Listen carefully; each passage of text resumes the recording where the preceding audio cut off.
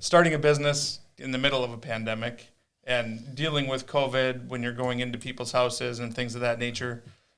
What was that like? It was different. I don't think I had as many leads last year due to COVID just starting out. When I hit fall last year, I was only open for like 2 months. So I really had no customer base, no name. It's a good feeling. And everyone told me you're crazy doing it in the middle of COVID. And it's like, well, a lot of people start businesses in the middle of a recession. It's sometimes the best time to do it. Yeah. Mm-hmm. You know, if I can figure it out during the bad time, well, in good times, it's only going to be better. So Right.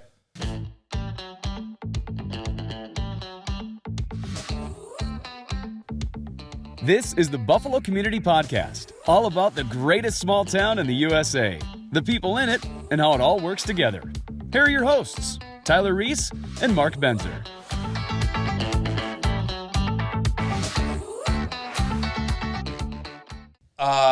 Episode 78, starting in 3, 2, 1. We've never introduced our episodes ever like that. But No, but you got to shake it up, right? Yeah, absolutely. So we have with us my neighbor for the last however many years. 6, 7. I think more than that. But anyway, wow. yeah. Just to cut your information off immediately.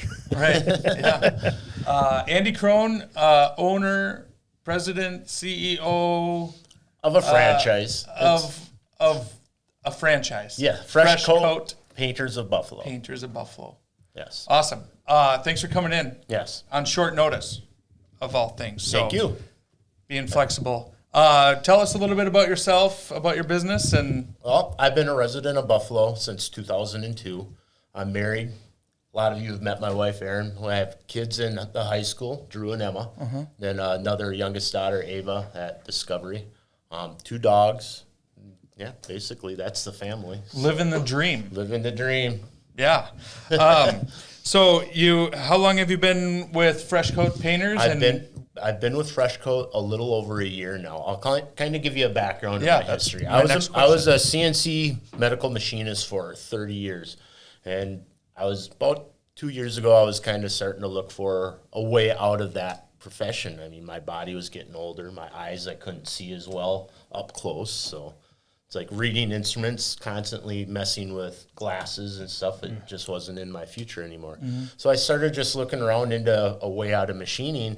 And I actually got a call from the the franchise marketing director at Fresh Coat. And he called me up and he goes, "Have you ever thought about a franchise?" And I'm like, "No, never even came across my mind." And he goes, "Well, what about a painting franchise?" I go, "I've never painted professionally a day in my life. I mean, we've painted our house, stuff like that." And he goes, "Well, we don't want you painting. We want you running the company." I go, "Well, that intrigued me." So Sure. the more I looked into it, there was very low cost for overhead. It was an escape for me out of the machining world. And yeah, it's been going very well the last 7-8 months out of it. It took a little bit for my name to get out. I joined the local BNI, awesome chapter. I'm part of the Chamber of Buffalo, and coming on programs like this definitely helps, gets my name out there. Well, I'm gonna interrupt you there. There are no other programs like this. This is one ever. Yeah. There are no other programs like this. So continue. Not in Buffalo. Yeah. No, you guys are great. I try to watch as many of your podcasts as I can. It's very informative. And Keep on. what do you mean? Keep going. Yeah. Continue to talk on that. Yeah. So yeah, that's awesome. Congrats on the new business venture and Yeah. kind of that skew of like, no, I haven't painted. So you run the company, but you've Yes. got painters at work for you. I do. I have 2 of my own employees now. One of them happens to be my son, Drew. He works with my lead painter that I brought on. I'd say I brought Will on about mid-July, and he's been great. He's been teaching Drew a lot. And then I use 2-3 different subgroups that I've been using since I opened up. And as I get more of a client base, I'm looking to build my own crews so I can get away from the subgroups a little bit more and just have my own crews doing the work. But I had to start business somewhere, so that's why I went down that route. And the thing is, I have really good relationship with the 2 to 3 groups, and I will still keep them around for larger projects that are beyond the scopes of what I'm capable for right now. So. Yeah. What would you say has been the biggest surprise coming from, machining for 30 years to now you are the marketing guy, now you are the manager of people, and now you are all those things? My biggest thing that was new to me, I've never been an entrepreneur, so being that, I have to go get my work. My work is not laid in front of me on a daily basis. And if I don't go out and get work, I don't have work to do. So that was the biggest thing for me, and probably the scariest aspect of it in my own mind. But if you stay busy, the work comes in. So I've learned that too. Do the right things. And Exactly. Yep. Go through the processes of it. And you said something there of going from an employee now to the entrepreneur. Yes. Could you ever go back to working for somebody else after working for yourself? I don't know if I could. I really enjoy working for myself. The freedoms and the availability. If I need to do something for my family, for my kids, or anything, car issue, I have more availability to actually do that. Even though I'm swamped constantly doing something, paperwork, bidding, whatever. That might be a surprise on like people like, oh, it's so free to be in your own business. Like, I don't think you realize how much of your time isn't actually your time. No. I mean, running. My weekends now consist of 2 to 3 hour chunks of a day throughout the week. I went from having, I can plan a 3-4 day weekend every week. I can't do that anymore. You got to kind of foresee your schedule and look at what clients you have lined up and go from there. Yeah. So that was the biggest thing for me as far as my own freedom goes. So Right. Fresh Coat Painting does the things everybody expects a painting company would do, but you also get, outside of painting and provide some other services, I know, with popcorn ceiling removal. yes, we do. We do popcorn ceiling removal. We can we'll remove the popcorn, put knockdown back up, smooth, whatever you want at that point. So, but yeah, it's a process, but you do it. Someone's got to do it. Terrible process. I'd love to hire somebody to do that. I don't want to do it. It's a lot of work. Hey, I know a guy. Yeah, I right. do too. Yeah. His name's Andy. Right. And we do seal coating of garages with the epoxy seal coating, decks, light commercial. I actually did a bid on the Capella Tower and 2 other buildings that I'm waiting to see how that works downtown. I mean, I'm not doing the outside of the high rise. We're doing inside offices and hallways. So Sure. something that was to my scope. I had to make sure that first I'm like, we don't do high rises, but he's like, But we'll try. yeah, We can get like the first 30 feet. But we put don't. me on a swing. And, Oh, man. Do you, so you do interior and exterior? All of Interior, that. exterior, cabinet refinishing, All right, awesome. decks, pressure washing. I have a new apparatus I just picked up. We can now clean out gutters. I have a wand that I can extend off my pressure washer with a 90-degree. And cleaning out of gutters now too. So Leaf season is coming. it is. Leaf season is coming. How would people get a hold of you? I have a website, which is freshcoatpainters.com/Buffalo, and freshcoatpainters.com/Buffalo. Yep. Okay. Also, I'm on Facebook. I have a Google My Business page. So yeah, I'm in All your traditional avenues. pretty much. Yeah. Pretty Not much. hard to find if you Yeah. Google it. Right. Yeah. Any particularly unique projects or things non-traditional that you guys have done in the last year or two that stand out? The only thing that I can say that really stand out is we went from a golden oak cabinet, and we had to totally strip it, and then we went with a dark espresso, and it was tricky, but it took a while. It turned out great. It looks really good, and they're super happy with it. Yep. Other than that, they're going to rip it all out and Buy new ones. buy new ones, and it was a cheaper route. So. Right. A lot of the work that you do, you mentioned you bid a Yep. job down in the cities. Is it pretty local to Buffalo for the most part, or do Pretty you much, it is pretty local. I am one owner out of 3 in Minnesota, and we each have our territories. I have a territory of 36 different zip codes. I'm stationed out of Buffalo. I go as far west as almost Wilmer, just right up to Wilmer. Then I go south to Hutchinson, up to Silver Creek, Hasty, then out towards Hanover is about as far east as I go because then the other territory owners come in. But no one owns the cities, which is kind of funny. So, yeah, it's Fair different. game. Yeah. And then another thing that's fair game, any business outside of my territory, if it's a direct referral or something that someone refers me directly, I can call the other territory and, hey, I have this direct referral, and we can kind of work that out amongst each other's. And Sure. so- Gotcha. Well, if you don't mind me asking, kind of that, I'm more curious on that franchising Yep. stuff. I mean, it's because in my job is like, Yep. it's like, well, where do you go? Well, we can go anywhere in Minnesota. Yep. We don't have a territory. Was that kind of a learning curve with just kind of, hey, stay out of there, or the other two guys or gals? I don't know who they are, but how is that? I mean, are they there to support, or more like, hey, stay out of my area? No, they're not like that at all. They like a notification though if you Yeah. are working in there. But I try to stay within my area. I'm busy Sure. enough with that. I mean, there's plenty of painting to go around, so Yeah. I'm not too worried about it. They've been pretty helpful with stuff. If they get overloaded, they'll once in a while throw one off on me. I'll do the same thing. Hey, Sure. you want to take this? It's closer to your territory, and I'm a little busy, and we'll work it out with each other as long as we're communicating. They're okay. Yeah. If you're hiding stuff from the other territories, I don't think corporate would like that. too Yeah. much, so. Yeah. Right. Yeah. But Is- yeah, it was a learning curve. Yep. Different. Is there a particular like season for, we're coming into fall, coming into cold, like obviously not a whole lot of exterior Yeah. painting is happening come winter. Yeah. But do you find things kind of change with the seasons, or you get busier doing this or that? And It's different kind of seasons? been a natural transition into more people calling for interior now. They kind of realize it, but I am still doing a lot of quotes for exterior, just planning some next spring, and people are fine with that. They know that it gets busy real quick, so they're putting it in the books. But there's definitely the seasonal transitions. Spring, summer, and fall are obviously the busiest part of the year that I've figured out in the last year and a half. So winter, How late can you paint outside?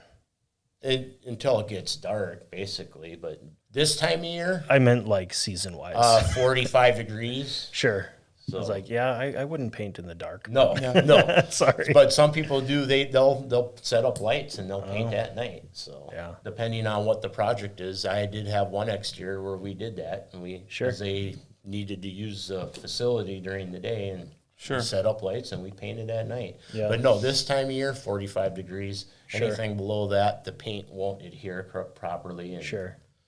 it tends to separate. Yeah. So. Yeah. Then you're coming back the next year and doing it again. Yeah. Double dipping. Yeah. That's good. That's good. Well, a little bit off of the painting. What about you? Hobbies? I like to ride motorcycle. Yeah. I know Mark hears it probably every now and then. So I have a 2013 Harley Davidson Slim. It's a fun little machine. So I get into that. I've had that about 3 years now. I enjoy hunting with my kids. My son more so than the daughters. They're more into fishing than anything. So Sure. But basically work, family, bike. Yep. I try to keep it simple. I'm What not else a do you big need? TV guy, so like to stay off that. Now that some sports are coming back and getting back to normal, of course, gotta Right. watch the Vikings lose this year. Yeah. Hopefully they do better right. than that. Yeah. Yeah. I guess speaking of, kind of COVID, and I'm sorry, we tried to get off of the business, but I am That's all right. curious No, how that's fine. starting a business in the middle of a pandemic and dealing with COVID when you're going into people's houses and things of that nature. What was that like? It was different. I don't think I had as many leads last year due to COVID just starting out. When I hit fall last year, I was only open for like 2 months. So I really had no customer base, no name. It's a good feeling. And everyone isn't it? told me you're crazy doing it Yeah. in the middle of COVID. And it's like, well, a lot of people start businesses in the middle of a recession. It's sometimes the best time to do it. Yeah. You know, if I can figure it out during the bad time, well, in good times, it's only going to be better. So, Right. so why not? Why not? What time's a good time to jump off the edge of a cliff and into something new? Yeah. So, If you wait until you think you're ready, I think you said this before, you never will be. yeah. I mean, you just won't get started. Yeah, I say it about, at least in our situation, as far as having kids, you know, where you want all your ducks in a row and you want everything, and you're going to go, okay, now we're ready. It's like, well, that now we're ready moment is never going to really be there. Yeah. So Sometimes just jump. necessity is your moment, so Yeah. you just do it. Yep. So, Yeah. so I did it. Yep. It's been going pretty good, and I can't complain. So Yeah. And I can see, I mean, you don't even have paint on you right Right. now. no, I don't paint. That's good. They run the I'm business. too busy running it. Yeah. When I got my machines and everything, and as I bring new people in, I will go to the work site and work with them and see how things go. And Sure. but other than that, corporate wants me staying on tune of keeping business going, bringing in more, bringing in new people. So Yeah. Yeah. that's what I'm trying to do. Do you feel like that comes somewhat naturally for you, or has that been that marketing sales side something you've had to? I think everything's been a learning curve for me.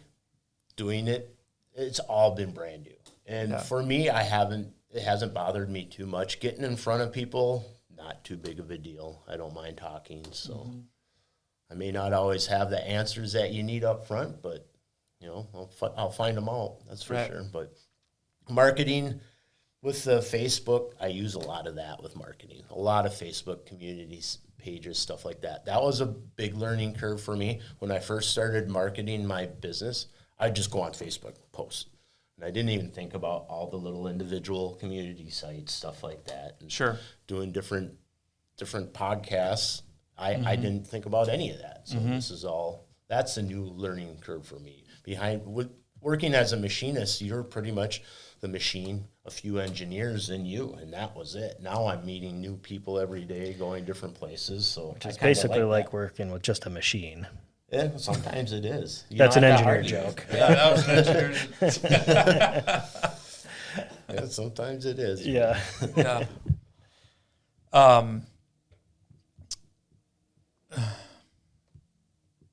I had a really great question lined up. And it just went. Wiffle dust. That's Yep. all right, though. Right. No, we appreciate you coming in. Yeah. Congrats on getting the business off the ground, especially in a tough time. Yeah. You know, globally. I mean, I guess, yeah, I'm going to piggyback on that. Do you have a tough time getting product? Right now, it is our hardest product to get is like enamel latex for doing fine finishes. Like if you're going from a golden oak cabinet to white, that is some of our hardest finishes to find right now. Some of the ceiling finishes are hard to find. And now that exterior is coming to an end throughout the summer, the exterior latexes were hard to find. So Sure. But yeah, everything's blamed on the pandemic, the freeze up in the southern states last year froze up all the manufacturing facilities. So we're still seeing that pinch. Okay. I had to I kind of drive out forgot to about that Stillwater. freeze up. Yeah, Yeah, I kind of forgot about that. Yeah. that affected a lot. Sure. It really did. So. I had complete, yeah. When's it all going to end? When can we expect things we need are going to be available again? Yeah. Perhaps episode 200 where it won't come up as the pandemic or Right. COVID-19. Yeah, right.